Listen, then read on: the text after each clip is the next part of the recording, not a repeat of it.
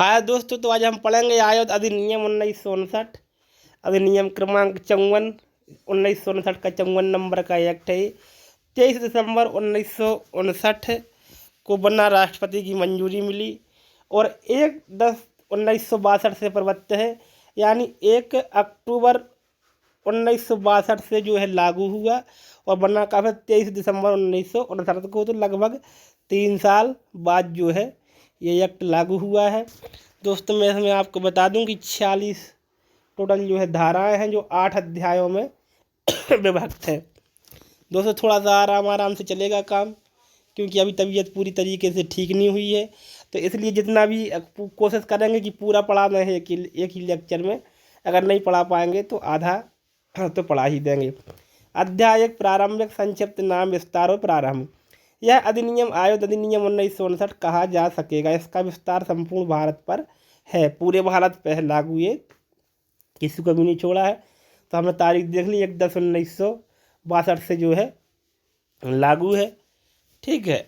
धारा 2 में है परिभाषाएं। ठीक है। अर्जन की सबसे पहले परिभाषा काय की है? 2A में है अर्जन की परिभाषा। अपने व्याकरणिक रूप भेदों और सजातीय पदों सहित अर्जन के अंतर्गत भाड़े पर लेना, उधार लेना और दान के रूप में प्रतिगृहित करना भी है। माने भाड़े पे लेना, ठीक है, उधार ले ली किसी से कोई चीज़, या उसको किसी ने दिया तो प्राप्त कर लिया, ये सब क्या है?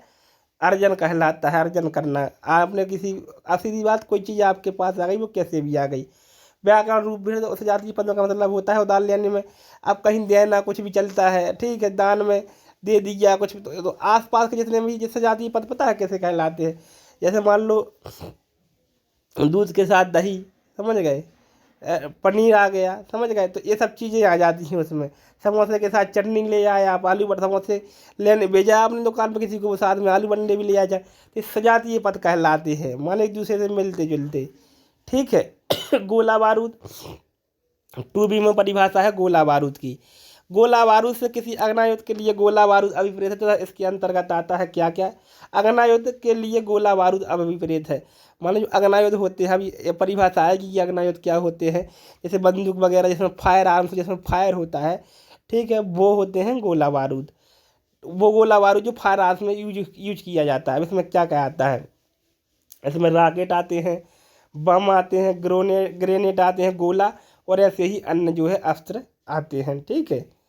अस्त्र कहलाते हैं जो फेंक के चलाए जाते हैं। ठीक है। टारपीडो को काम में लाने और अंतः समुद्री सुरंग बिछाने के लिए परिकल्पित वस्तुएं भी इसमें आती हैं। विस्फोटक, स्फुर्जनकारी या विखंडनीय सामग्री या अपायकर द्रव, गैस या अन्य ऐसी चीज को अंतर्विष्ट रखने के लिए परिकल्पित या अनुकूलित अन्य वस्तुएं, चाहे वे अग्नायुधों के साथ उपयोग के साथ हों या नहीं, ये सब चीज़ें काय में आती हैं? गोला बारूद में आती हैं। अग्नायुध के लिए भरणों और ऐसे भरणों के लिए उपसाधन, जैसे अगर बंदूक वगैरह भरी जाती है, भरमार होती है, जैसे मान लो, या उसमें कुछ बारूद वगैरह डाला जाता है, जो भी सब चीज़ें डाली जाती हैं, और या ऐसे डालने के लिए उपयोग किया जाता है, सब काय में आते हैं? गोला बारूद में चीज़ें आती हैं। पलीते और घर्षण नलिकाएँ, ये भी आती हैं। गोला बारूद के संगठक और उसके निर्माण के लिए मशीनरी, जो गोला बारूद में, जैसे 4 चीज़ों से मिलकर गोला बारूद बना, तो वो 4 चीज़ें जो जो उसमें मिलाया जाता है, सब गोला बारूद में आएंगी। और उसके निर्माण के लिए मशीनें जो मिक्स वगैरह करती हैं, जो उसमें केमिकल्स वगैरह मिलाती हैं, सब का पूरी मशीनरी भी क्या कहलाएगी? गोला बारूद। गोला बारूद के ऐसे संगठक जिन्हें केंद्र सरकार शासकीय राजपत्र में अधिसूचना द्वारा इस निमित्त में निर्दिष्ट करे, और केंद्र सरकार और जिस जिस चीज़ को गोला बारूद घोषित कर दे, वो सब गोला बारूद में जो है आता है। अब आएगा सी। अभी तो बनने पड़ा गोला बारूद की परिभाषा। सी में आया उसकी परिभाषा, तो ये मेन परिभाषा है, इसको याद रख लेना है आप। ठीक है। आयुध से आक्रमण या प्रतिरक्षा के लिए शस्त्रों के रूप में परिकल्पित। तो आयुध के अंतर्गत आक्रमण के लिए भी और प्रतिरक्षा के लिए भी, अपनी रक्षा के लिए भी। शस्त्रों के रूप में परिकल्पित या अनुकूलित, या तो उसके लिए बनाए गए हैं या उसके लिए ढाले गए हैं। किसी भी वर्णन की वस्तुएं अभिप्रेत हैं। और अग्नायुध तीक्ष्ण धार वाले, अग्नायुध तो बंदूक वगैरह तो हो गई, इसमें तोप वगैरह ये सब आ जाते हैं। तीक्ष्ण धार वाले, जिसकी धार बहुत तेज होती है, पैनी होती है, और अन्य घातक अस्त्र और आयुधों के भाग और उनके निर्माण के लिए मशीनरी इसके अंतर्गत आते हैं, किंतु केवल घरेलू या कृषक उपयोग के लिए परिकल्पित वस्तु, जैसे लाठी या मामूली छड़ तथा शस्त्र, जो खिलौने के रूप में उपयोग में लाए जाने के लिए या काम के शस्त्रों में संपरिवर्तित किए जाने के लिए अनुपयुक्त हो, इनके अंतर्गत नहीं आते हैं। ठीक है, खेती वगैरह ये सब तीक्ष्ण धार वाले जितने भी हथियार हैं और आग्नेय हैं सब काय में आते हैं, आयुध में आते हैं। लेकिन खेल के लिए परिकल्पित की गई या खेती के काम के लिए केवल जिनको बनाया गया है उनका इस्तेमाल शस्त्रों के रूप में नहीं किया जा सकता है, उनको छोड़ा जाएगा, वो आयुध नहीं कहलाएंगे। इसके बाद आती है अगली परिभाषा, तो जिला में इसको पढ़ना नहीं है। अब पढ़ना है अपन को अग्नायुध। आयुध पढ़ लिए अपन ने, गोला बारूद पढ़ लिए। अब ई में ये भी याद कर लेना है आपको कि अग्नायुध क्या कहलाता है।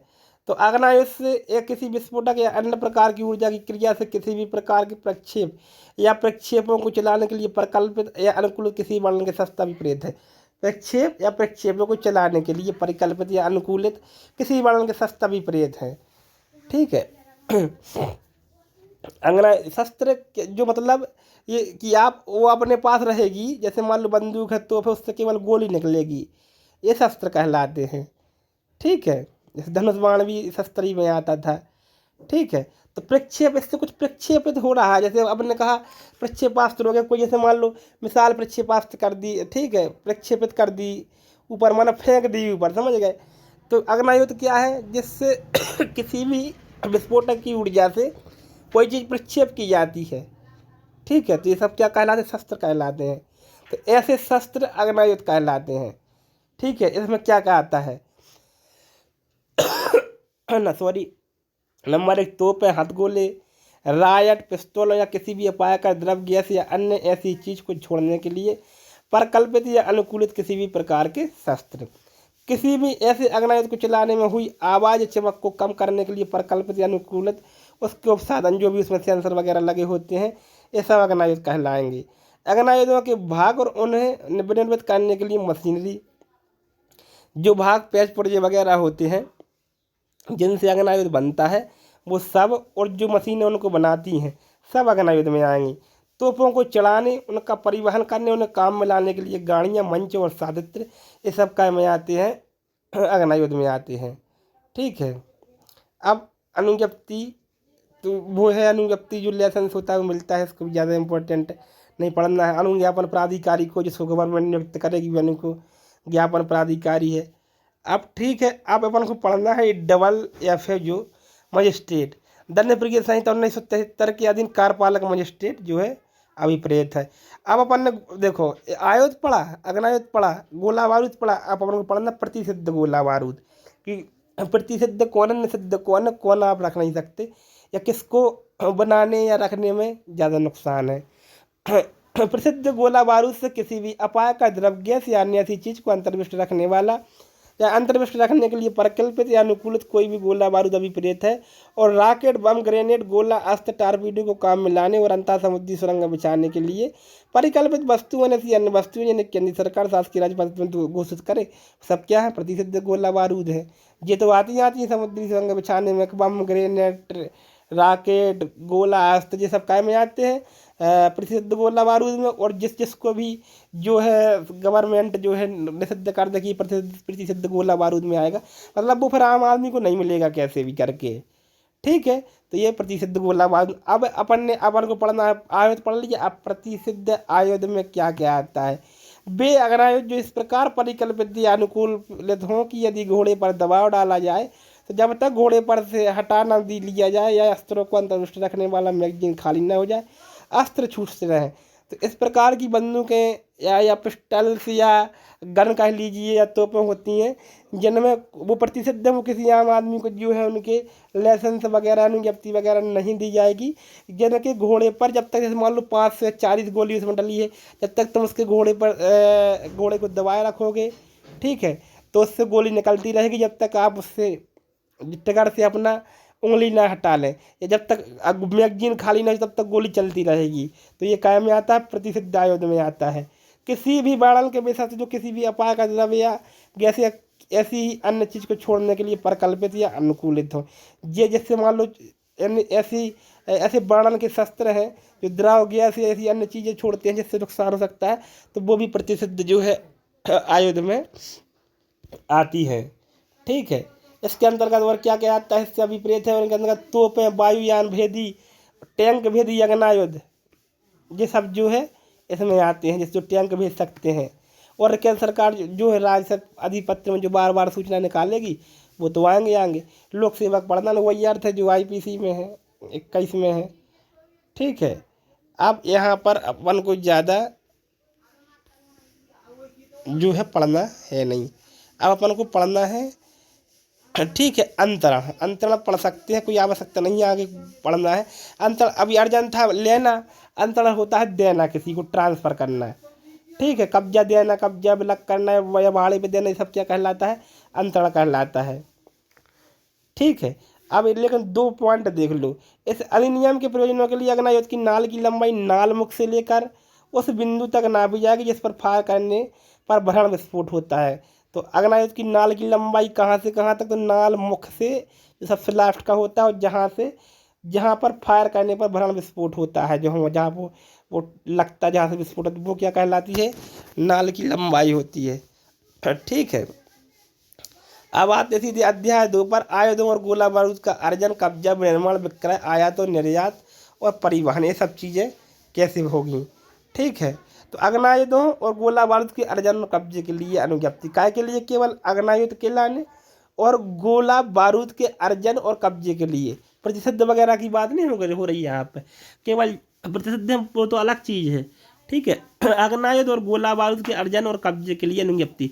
दोस्तों बिल्कुल भी टेंशन नहीं लेना, बिल्कुल लेटेस्ट एक्ट है, पूरे संशोधन के साथ है, कहीं से आपको अलग से पढ़ने की आवश्यकता नहीं है। कोई भी व्यक्ति कोई अग्नायुध या गोला बारूद तब तक ना तो अर्जित करेगा, ना अपने कब्जे में रखेगा और ना लेकर चलेगा। क्या करेगा? ना अर्जित करेगा, ना अपने कब्जे में लेगा, ठीक है, और ना लेकर चलेगा जब तक कि इस अधिनियम तथ्य नहीं बनाएगा नियमों के बंधनों के अनुसार निकाली गई अनुज्ञप्ति ऐसे निमित्त धारण न करता हो। बिना लाइसेंस के कोई भी किसी भी अग्नायुध को या गोला बारूद को ना अर्जन करेगा, ना अपने कब्जे में लेगा और ना उसको लेकर चलेगा। परंतु कोई व्यक्ति स्वयं अनुज्ञप्ति धारक किए बिना किसी अग्नायुध या गोला बारूद को मरम्मत के लिए, अनुज्ञप्ति के नवीकरण के लिए या ऐसी अनुज्ञप्ति के धारक द्वारा उपयोग में लाए जाने की उस अनुज्ञप्ति के धारक की उपस्थिति में उसके लिखित प्राधिकार के अधीन लेकर वहन कर सकेगा। लेकिन इसमें क्या है? ठीक है, अगर मान लो लिखित सहमति है जिसका लाइसेंस है, वो कहता है भैया हमारे साथ चलो, तो हम ले नहीं पा रहे कंधे पे इसको, बंदूक को आप लेकर चलो, या मरम्मत के लिए ले जाना है। ठीक है, तो लेकिन कब? जब या तो वो साथ में रहे या फिर वो लिखित प्राधिकार दे कि आप हमारी थाने में से उठा ला या बंद जमा कर, या मतलब ऐसे कहना चाहिए कि वो सुधरवाने के लिए ले जानी है या साथ में चलना है। ठीक है, तो या तो लिखित प्राधिकार हो या वो फिर साथ में हो। ठीक है, उपधारा एक में किसी बात के होते भी कोई व्यक्ति जो उपधारा 3 में निर्दिष्ट व्यक्ति से भिन्न किसी भी समय दो या अग्नायुध से ना तो अर्जित करेगा, ना अपने कब्जे में रखेगा और ना लेकर चलेगा।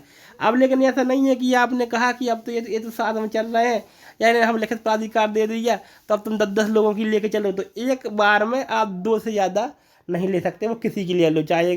ठीक है, 2 से ज़्यादा नहीं ले सकते हो आप इस स्थिति में भी कि हम सुधरवा भी ले जा रहे हो तो एक बार में 2 से ज़्यादा नहीं ले जाओगे। ठीक है, परंतु कोई व्यक्ति संशोधन 2009 के प्रारंभ पर 2 से अग्नायुध हैं अपने पास, ऐसे अग्नायुध से कोई प्रतिधारित कर सकेगा और शेष अग्नायुध जमा कर देगा। जैसे मान लो किसी व्यक्ति के पास लेकिन 2 से ज़्यादा है तो वो क्या करेगा? वापस कर देगा जिसका है, या फिर सरकार को जमा कर देगा, क्योंकि 2019 में ये संशोधन आया है 2 का, पहले शायद 3 का था। अब क्या करेगा वो? अगर ज़्यादा है उसके पास 2 से ज़्यादा, तो 1 वर्ष के भीतर निकटतम पुलिस थाने के भारसाधक अधिकारी के पास धारा 21 की धारा 1 प्रयोजन के लिए विहित शर्तों के अध्ययन अनुज्ञप्तिधारी व्यवहारी के पास अथवा जहाँ ऐसा व्यक्ति संघ के सदस्य बलों का सदस्य है वहाँ उस उपधारा का निर्दिष्ट किसी यूनिट शस्त्रागार निक्षिप्त करेगा, जिसके पश्चात पूर्व 1 वर्ष की अवधि के अवसान 90 दिन के भीतर उसके अनुज्ञप्ति को रद्द कर दिया जाएगा। मान लो किसी व्यक्ति के पास, ठीक है, 3 थी, तीन जो है 3 हथियार तक वो एक बार में ले सकता था। ठीक है, लेकिन अब वो क्या करेगा? यहाँ पे अपन ने देखा 2019 संशोधन के बाद, ठीक है, 2 से अधिक नहीं रख पाएगा। पहले एक व्यक्ति को 3 हथियारों के लाइसेंस अधिकतम मिल सकते थे, लेकिन अब ये संशोधन हो गया है, अब 2 से ज़्यादा नहीं मिलेंगे। और अगर है तो वो ठीक है, या तो लोक सेवक के पास या फिर कहाँ थाने के अंदर 1 वर्ष के भीतर उसको अपनी अनुज्ञप्ति को क्या कराएगा? रद्द कराएगा। ठीक है, ठीक है, 1 वर्ष की जब अवधि बीत जाएगी तो 90 दिन के भीतर उसकी अनुज्ञप्ति को रद्द कर दिया जाएगा। ठीक है, परंतु यह हुआ कि उत्तराधिकार या विरासत के आधार पर आयुध अनुज्ञप्ति अनुदत्त करते समय द्विगुना की सीमा को नहीं बढ़ाया जाएगा।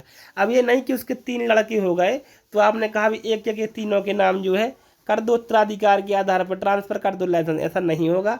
2 चीज़ों को, द्विगुना सीमा को बढ़ाया नहीं जाएगा किसी भी कीमत पे। 2 पर ही रहेंगे आप, बाकी जो आपके नाम थे वो काहे रद्द होंगे, आपको कराना ही पड़ेंगे।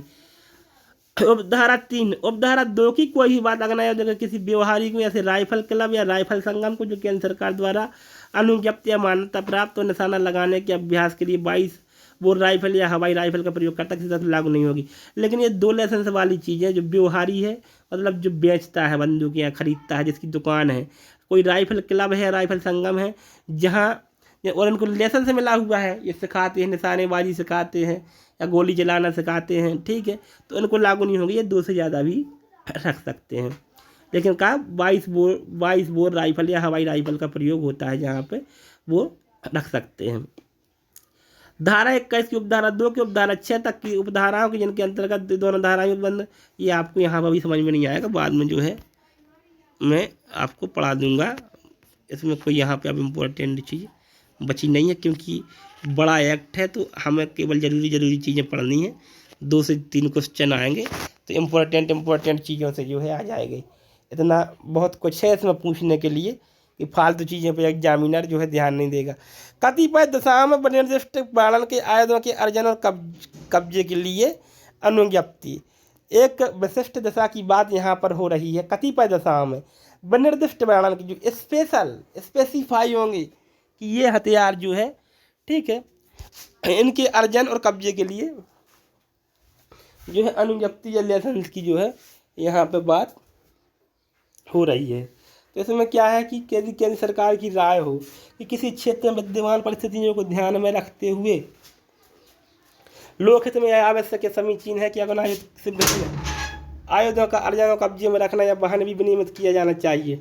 मान लो अग्नायुध का लाइसेंस मिल रहा है अभी, ठीक है, लेकिन ऐसी स्थिति है कुछ है कहीं पर कि इनके जो है अग्नायुध से भिन्न किन्हीं आयुधों का भी, ठीक है, लोकहित में है ऐसा करना कि अग्नायुध से भिन्न आयुधों का भी अर्जन और कब्जे में रखना या वहन करना विनियमित किया जाना चाहिए कि कोई भी हथियार आप कैसे ले जाएंगे या वहन करेंगे या कब्जे में लेंगे, तो इस संबंध में भी क्या है, लाइसेंस की आवश्यकता होनी चाहिए, ठीक है। तब ऐसी स्थिति में क्या होगा, तो वह शासकीय राजपत्र में अधिसूचना द्वारा क्या करेगा, शासकीय राजपत्र में अधिसूचना द्वारा निर्देश दे सकेगी कि अधिसूचना निर्दिष्ट क्षेत्र को यह धारा लागू होगी और तदुपरि कोई भी व्यक्ति ऐसे वर्ग या वर्णन के आयुध जैसे उस अधिसूचना में निर्दिष्ट किया जाए उस क्षेत्र में तब तक ना तो अर्जित करेगा, ना अपने कब्जे में रखेगा या लेकर चलेगा जब तक कि वह ऐसा अधिनियम और तदुधीन बनाए गए नियमों के बंदों के अनुसार ना दी गई हो,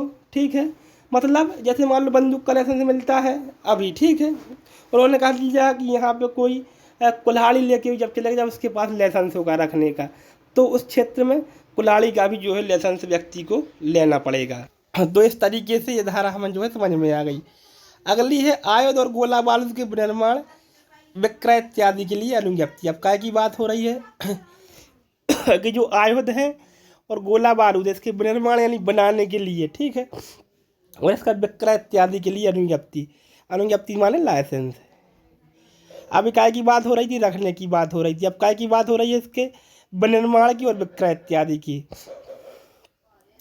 तो कोई भी व्यक्ति किसी भी अग्नायुध जैसे वर्ग या वर्णन के किन्हीं भी अन्य आयुधों का जैसे भेद किए जाए या किसी गोला बारूद का तब तक ना तो प्रयोग विनिर्माण करेगा, अभिप्राप्त करेगा, उपयुक्त करेगा, विक्रय करेगा, अंतरण संपरिवर्तन मरम्मत परख या परिसिद्धि करेगा और ना ही विक्रय अंतरण के लिए अभिदर्शन या प्रस्तापन करेगा और न विक्रय अंतरण संपरिवर्तन मरम्मत परख परिसिद्धि के लिए अपने कब्जे में रखेगा। बिना लाइसेंस के भैया कोई ना अपने पास रखेगा, ना परख करेगा उसकी, ना अंतरण विक्रय, कुछ भी नहीं करेगा। इनका बिना लाइसेंस के कुछ भी नहीं होगा, सीधी बात यह है। धारा 5 में इनके लिए लाइसेंस की बात कही गई है, ठीक है, जब तक कि वो लाइसेंस धारित ना करता हो। अगर उसके पास लाइसेंस है, अनुज्ञप्ति धारित करता है विक्रय की, तो खूब विक्रय करेगा और खरीद फरोख्त करेगा, अंतरण करेगा, सब कुछ करेगा, उनको सुधारेगा, सब कुछ करेगा। अब धारा 2 उपधारा 1 में किसी बात के होते भी कोई व्यक्ति के नहीं आए या गोला बारूद का जिन्हें वह अपने निजी उपयोग के लिए विधिपूर्वक अपने कब्जे में रखता है, ऐसे अन्य व्यक्ति को जो ऐसे आयुध या गोला बारूद को इस अधिनियम तस्मा प्रवत किसी अन्य विधि के आधार पर अपने कब्जे में रखने के लिए हकदार या अपने कब्जे में रखने से अधिनियम या ऐसी अन्य विधि द्वारा प्रसिद्ध नहीं, इस निमित्त अनुज्ञप्ति धारण की एवं विक्रय अंतरण कर सकेगा। ठीक है, अब इसको एक बार और पढ़ना पड़ेगा हमें। उपधारा 1 में किसी बात के होते भी कोई व्यक्ति की आयुध या गोला बारूद का जिन्हें वह अपने निजी उपयोग के लिए विधिपूर्वक अपने कब्जे निजी उपयोग के लिए विधिपूर्वक अपने कब्जे में रखता है, ठीक है, उसके पास लाइसेंस है उसको रखने का। ऐसे अन्य व्यक्ति को जो देखो इसमें ये है, हमें आपको ये बात बता दें हम, ठीक है, कि जैसे मान लो किसी व्यक्ति के पास कोई बंदूक है, ठीक है और वो लीगल है, उसके पास उसका सब कुछ है और सामने वाला लीगल रूप से हकदार हो उसको खरीदने का, उसके पास जो है क्या है कि प्रतिसिद्ध नहीं है, उसके पास 2 से ज़्यादा लाइसेंस नहीं है या कोई उसको रोका नहीं गया है खरीदने से, ठीक है, और वो सक्षम है खरीदने में उसको कोई दिक्कत नहीं है, तो अगर वो उसको बेचता है तो वो मतलब व्यवसाय नहीं माना जाएगा, एक आदमी दूसरे व्यक्ति को बेचता है, ठीक है, तो उसको विक्रय करने की उसको लिए लाइसेंस की आवश्यकता नहीं है, ठीक है।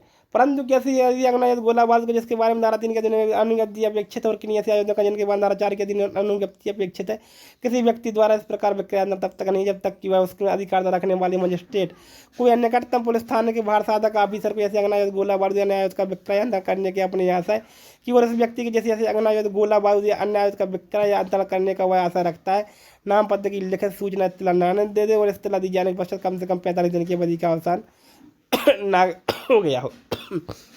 एक व्यक्ति अपना अग्नायुध वगैरह दूसरे व्यक्ति को बेचना चाहता है और वो प्रतिसिद्ध नहीं है खरीदने वाला, वो खरीद सकता है, हकदार है, और जो बेच रहा है उसका भी लीगल है पूरा का पूरा, तो भी उसको क्या करना पड़ेगा, किसी मजिस्ट्रेट के यहाँ जाके, जिला मजिस्ट्रेट कलेक्टर के यहाँ जाके वहाँ 45 दिन पहले सूचना देना पड़ेगी कि हम इस व्यक्ति को बेच रहे हैं, उसकी पूरी सूचना देनी पड़ेगी, नाम पते वगैरह की उसकी जांच वगैरह होगी, उसके बाद जो है उसको फिर बेच दिया जाएगा, लेकिन 45 दिन के अंदर ये विक्रय नहीं हो पाएगा, ठीक है। यहाँ पर लाइसेंस की आवश्यकता नहीं है विक्रय के लिए और कब्जे के लिए आवश्यकता कहाँ, जहाँ दुकान खोल के विक्रय हो रहा है, ठीक है, और उनके पास फिर विक्रय का लाइसेंस है खरीदने का या सुधारने का, मरम्मत करने का, तो फिर उनके यहाँ 2 से ज़्यादा भी हो सकती हैं, ठीक है। अब आती है धारा अगली, ठीक है, तो अगली धारा आएगी जिन अग्नायुधों पर पहचान चिन्ह न होने के विक्रय या अंतरण का प्रतिषेध, ठीक है। एक बार चेक कर लें कि यही देखो, ये मतलब एक छूट गया था, एक बीच का ये मुझे लग ही रहा था, ठीक है। अब अपन पढ़ेंगे इसमें, ठीक है, इतना अपन ने पढ़ लिया कि जब तक 45 दिन की अवधि का अवसान न हो जाए तब तक जो है विक्रय नहीं कर सकता एक व्यक्ति दूसरे व्यक्ति को। अब आती है धारा 6 गनों के नाल के छोटा किए जाने या नकली अग्नायुधों को अग्नायुधों में संपरिवर्तित करने के लिए अनुज्ञप्ति। अब ये लेसन पर पढ़ते जा रहे हैं कितने प्रकार के हैं, तो 3 से मिल रहे हैं, 3 4 5 मिलते चले जा रहे हैं। अगला है गनों, जो गन होती है इसके नाल को छोटा करने के लिए। अपन ने पढ़ा था नाल मुख की लंबाई कितनी होती है, तो नाल की लंबाई कहाँ से मापी जाएगी, तो नाल मुख से, और जहाँ भाड़ पर विस्फोट होता है वहाँ से नापी जाएगी। अगर इसको कम करना है, ठीक है, या नकली अग्नायुध को असली अग्नायुध में जो है संपरिवर्तित करना है, तो उसके लिए भी लाइसेंस की आवश्यकता होती है। धारा 6 इसका जो है लाइसेंस देती है। कोई भी व्यक्ति अग्नायुध की नाल को छोटा या किसी नकली अग्नायुध को अग्नायुध में संपरिवर्तित या आयुध अधिनियम 2016 में उल्लिखित अग्नायुध किसी प्रवर्ग से अग्नायुध के किसी अन्य प्रवर्ग में संपादित तब तक मतलब मॉडिफाई नहीं करेगा, कब के, जब तक कि वह ऐसा नियम का तत्व बनना नियमित, जब तक लाइसेंस धारण न करता हो तब तक वो ऐसा उसमें नहीं कर सकता है। इस धारा में नकली अग्नायुध पद से कोई भी ऐसी चीज़ अभिप्रेत है जो अग्नायुध जैसी प्रतीत होती है, भले भी कार कोई छर्रा गोली या अन्य छोड़ने के योग्य ना हो, ठीक है, भले छर्रा गोली ना हो, लेकिन वो दिखती कैसी हो, प्रतीत कैसी होती हो, अग्नायुध की तरह, वो क्या कहलाता है, नकली अग्नायुध। अब उसको असली में संपरिवर्तित करना है तो उसके लिए भी क्या करना पड़ेगा, लाइसेंस आपको जो है चाहिए पड़ेगा धारा 6 के अंतर्गत।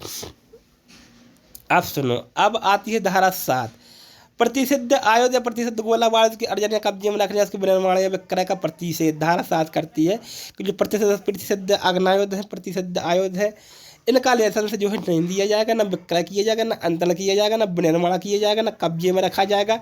इसका प्रतिषेध करती है दोस्तों धारा 7।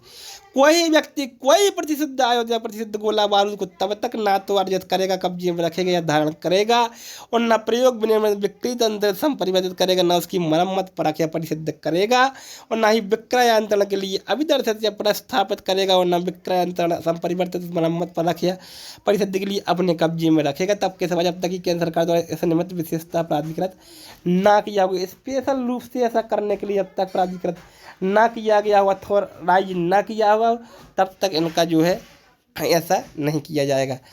आती है धारा 8। जिन अग्नायुधों पर पहचान चिन्ह ना हो उनके विक्रय या अंतरण का प्रतिषेध। प्रत्येक अग्नायुध जो होते हैं, बंदूक वगैरह, रिवाल्वर वगैरह, पिस्टल वगैरह, इन पर कुछ पहचान चिन्ह होते हैं उनके विशिष्ट रूप से। अगर वो नहीं है तो उनका विक्रय या अंतरण नहीं होगा, ठीक है, वो ट्रांसफ़र नहीं होंगे और ना ही सेल होंगे। इसका प्रतिषेध करती है धारा 7। कोई भी व्यक्ति किसी अग्नायुध या गोला बारूद पर या अन्यथा दर्शक कोई भी नाम, संख्यांक या अन्य पहचान चिन्ह ना तो मिटाएगा, ना हटाएगा, ना परिवर्तित करेगा और ना कूट रचित करेगा। क्या नहीं करेगा? इसके संख्यांक और नाम वगैरह और चिन्ह जो है ना तो मिटाएगा, ना हटाएगा, और ना उसको संपरिवर्तित करेगा, और ना कूट रचित फर्जी भी जो है नहीं बनाएगा।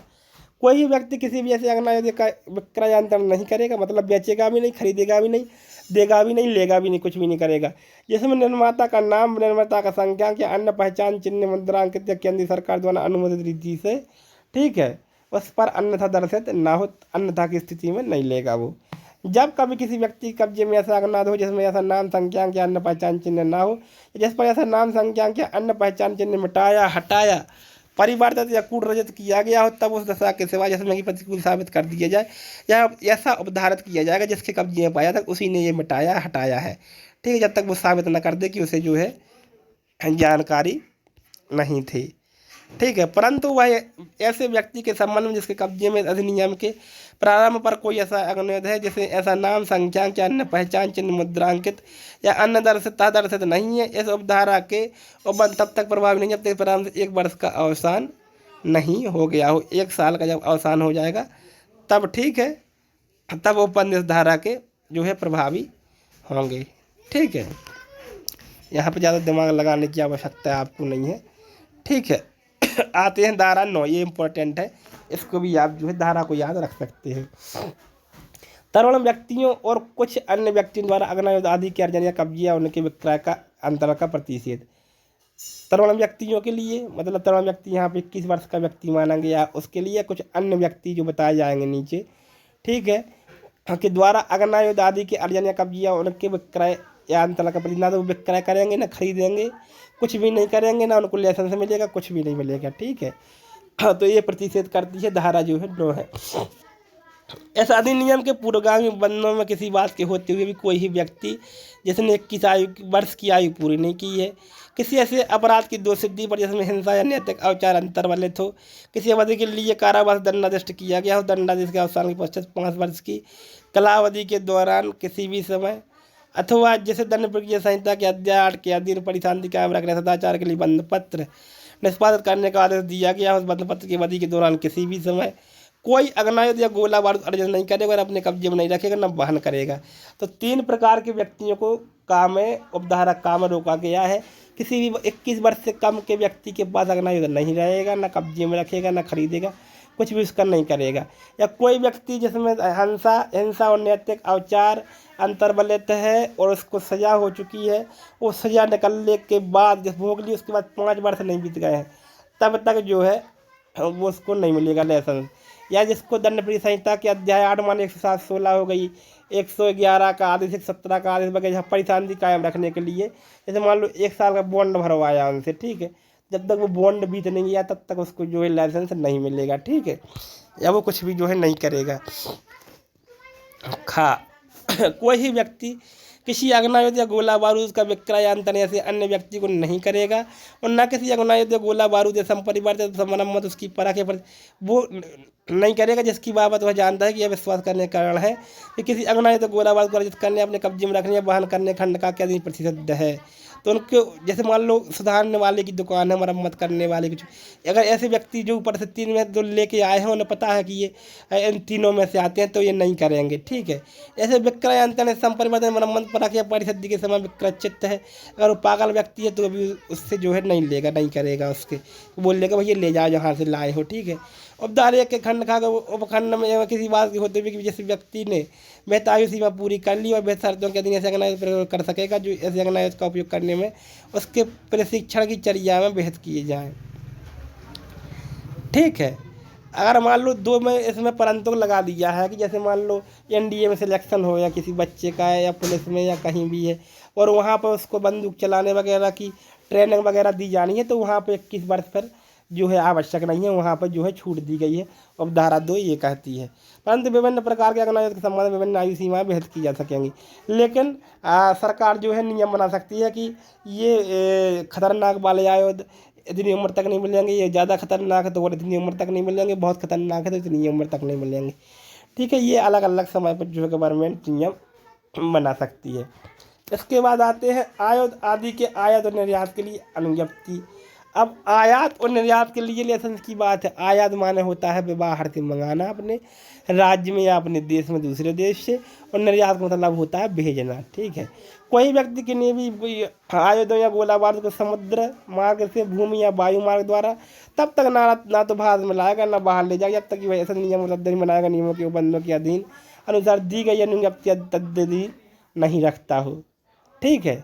तब तक ना तो वो क्या करेगा, ना ले जाएगा और ना ही भारत में लाएगा, न जल मार्ग से, ना भूमि मार्ग से और न आकाश मार्ग से। परंतु वह व्यक्ति जो कोई आयुध या गोला बारूद अपने कब्जे में रखने के लिए इस अधिनियम या किसी अन्य तत्व, ठीक है, किसी अन्य विधि के वह निजी उपयोग के लिए युक्त मात्रा में ऐसे आयुध या गोला बारूद या ऐसे निमित्त अनुज्ञप्ति के बिना भारत में ला सकेगा या बाहर ले सकेगा। अगर किसी व्यक्ति के अलग से उसको लाइसेंस ले जाने का तो वो लाएगा आयुध खुद के उपयोग के लिए, ठीक है। वह व्यक्ति जो वास्तविक पर्यटक वगैरह ले आते हैं, लेकिन उनकी एक मात्रा होती है, अलग से उनका लाइसेंस बनता है विदेश से या यहीं पर, तो लेकिन वो निर्यात आयात की श्रेणी में नहीं आता क्योंकि वो तो पर्सनल उपयोग के लिए लाया, निर्यात थोड़ी कर रहा है, बेच थोड़ी रहा है या आयात कर रहा है, बाहर से ला रहा है, ठीक है। स्पष्टीकरण इसमें भी इसको भी आपको जो है ध्यान में नहीं देना है, पढ़ना हो तो एक बार आप जो है पढ़ सकते हैं, ठीक है। इसको आप पॉज करके एक बार जो है पढ़ सकते हैं। अब पढ़ेंगे अपन जो है धारा 11 आयुधों आदि का आयात या निर्यात परिशुद्ध करने की शक्ति। अभी तो ये अपन ने जो लाइसेंस की बात पढ़ी थी कि और उसको बिना उसके जो है अनुज्ञप्ति के आयात निर्यात नहीं होगा, ठीक है। अब इनके जो प्रशिक्षित करने की शक्ति किसको है तो केंद्र सरकार को है। केंद्र सरकार शासकीय राजपत्र अधिसूचना द्वारा ऐसे वर्गों और वर्णों के आयुधों या गोला बारूद को जैसे अधिसूचना बता देगी कि इस प्रकार के जो है, ठीक है, प्रतिशत इस प्रकार के आयुध या अग्नायुध या गोला बारूद जो है ना भारत से बाहर जाएंगे ना आएंगे, तो सेंट्रल गवर्नमेंट को पावर है वो प्रतिशत कर सकती है। आती है 12 आयुधों का परिवहन निर्बंधित प्रसिद्ध करने की शक्ति। परिवहन माने इधर से उधर ले जाना है।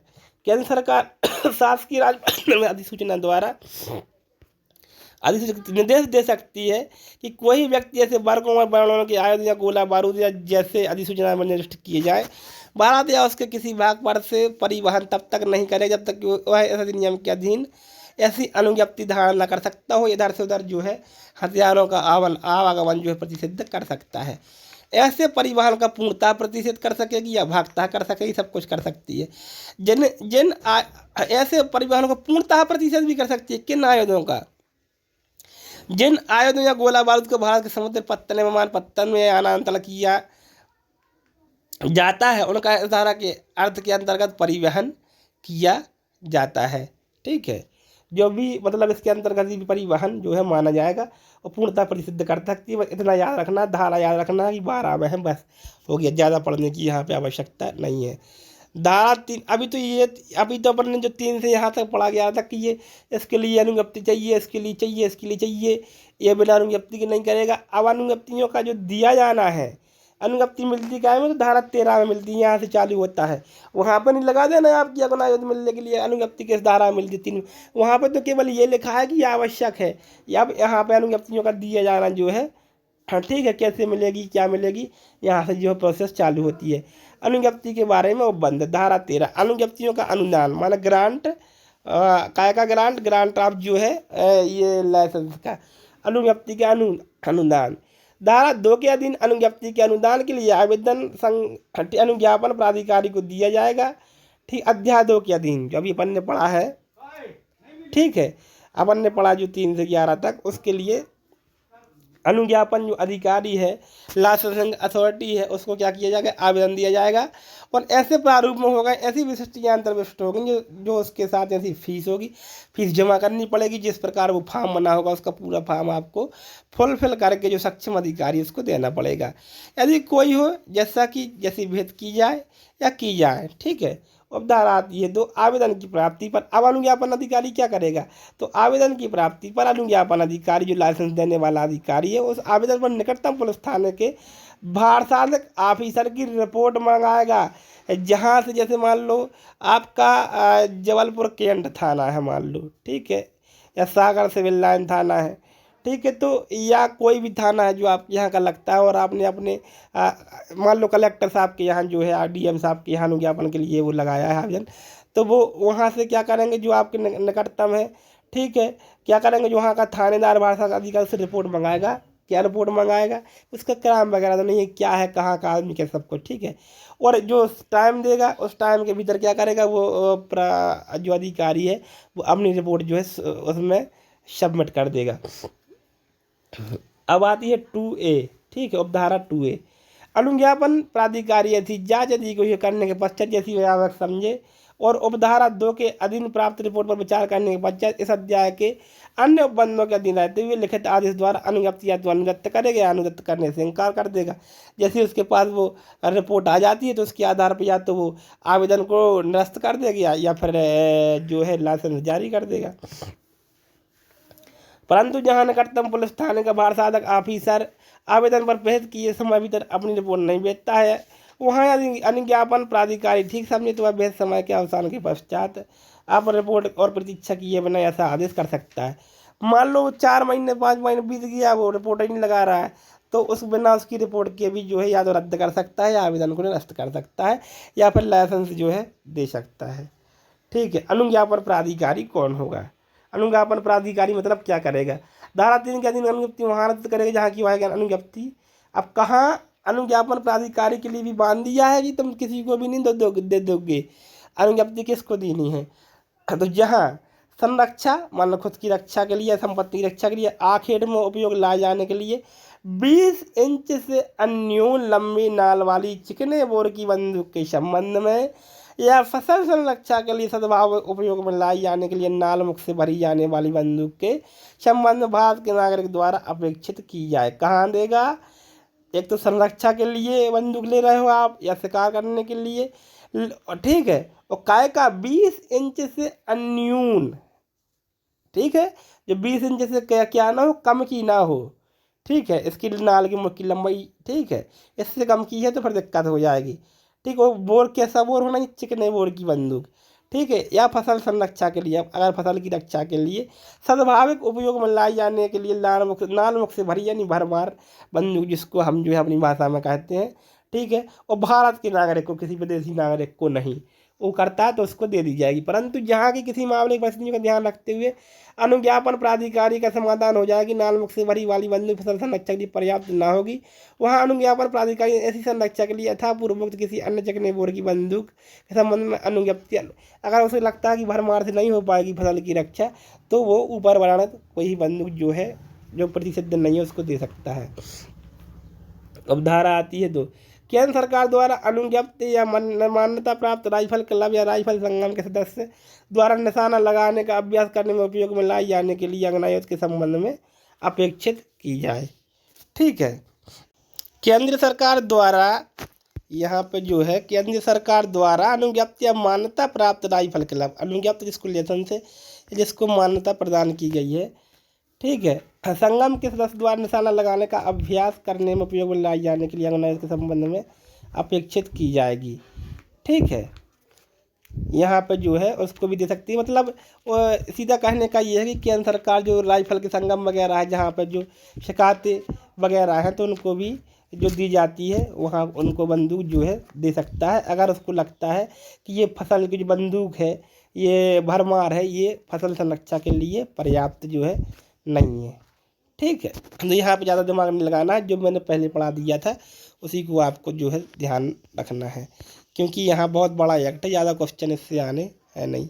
किसी अन्य मामले में धारा 3 के अधीन की अनुज्ञप्ति, धारा 4, 5, 6, 10 या 12 के अधीन की अनुज्ञप्ति अनुज्ञप्त करेगा, जिसमें अनुज्ञापन प्राधिकारी का समाधान हो जाए कि उस व्यक्ति के पास इसके द्वारा अनुज्ञप्ति अपेक्षित है, उससे अब अभी प्राप्त करने के लिए अच्छा कारण है। ठीक है, तब देगा, अन्यथा की स्थिति में नहीं देगा। ये थोड़ा सा स्वाविवेक पर उसके जो है छोड़ दिया है। ठीक है, अनुज्ञप्तियाँ देने से इनकार करना कब मना कर देगा, ये धारा 14 में है। धारा 13 में किसी बात की होती हुई कि अनुज्ञापन अधिकारी धारा 3, 4, 5 के अधीन अनुज्ञप्ति निरस्त करने से वहाँ इनकार करेगा जहाँ की ऐसी अनुज्ञप्ति किसी प्रतिसिद्ध आयोजक प्रतिसिद्ध गोला बारूद के बारे में अपेक्षित है। अब प्रतिसिद्ध गोला बारूद आयोजक मंगाओगे तो उसकी अनुज्ञप्ति कैसे मिल जाएगी, देगा ही नहीं। अध्याय 2 के अधीन किसी अन्य मामले में अनुज्ञप्ति अनुदत्त करने से वहाँ इनकार करेगा जहाँ की ऐसी अनुज्ञप्ति उस व्यक्ति द्वारा अपेक्षित है जिसके बारे में अनुज्ञापन प्राधिकारी के पास यह विश्वास करने का कारण है कि अब यहाँ तो जो हथियार ले रहे थे, जिसकी अनुज्ञप्ति ले गए थे, वो प्रतिसिद्ध है। अब यहाँ पर कैसे व्यक्ति को नहीं देगा।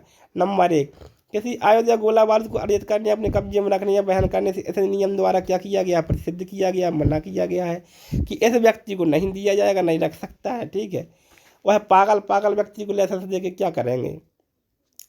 इस अधिनियम के अधीन अनुज्ञप्ति के लिए किसी कारण से अयोग्य है अथवा जहाँ की अनुज्ञापन प्राधिकारी लोक शांति की सुरक्षा के लिए या लोक क्षेम के लिए ऐसी अनुज्ञप्ति करने का इनकार करना समझता है कि भाई यहाँ पर आपकी जो है इमेज ठीक नहीं है, आप जो है इसका दुरुपयोग कर सकते हैं, तो उसको भी नहीं दिया जाएगा। अब धारा 2, अनुज्ञापन प्राधिकारी किसी भी व्यक्ति को कोई भी अनुज्ञप्ति निरस्त करने से केवल इस आधार पर इनकार नहीं करेगा कि ऐसे व्यक्ति के स्वामित्व कब्जे पर्याप्त संपत्ति नहीं है। ठीक है, केवल पर्याप्त संपत्ति के आधार पर जो है ऐसा नहीं माना जाएगा कि वो आदमी जो है अयोग्य हो गया है। जहाँ की अनुज्ञापन प्राधिकारी किसी व्यक्ति को अनुज्ञप्ति देने से इनकार करे वहाँ से कारण उल्लेख करेगा कि आखिर क्यों नहीं दी। ठीक है, और उनका संक्षिप्त कथन मांग किए जाने पर कि उस व्यक्ति को दशा के सेवा देगा जिसमें अनुज्ञापन प्राधिकारी कि ऐसा कथन लोक हित में नहीं होगा। ठीक है, नहीं देगा, मना कर सकते, लेकिन कारण लिखना पड़ेगा कि इस व्यक्ति को हमने जो है क्यों नहीं दी है, क्योंकि कारण तो लिखना पड़ेगा अगर इनकार किया है तो।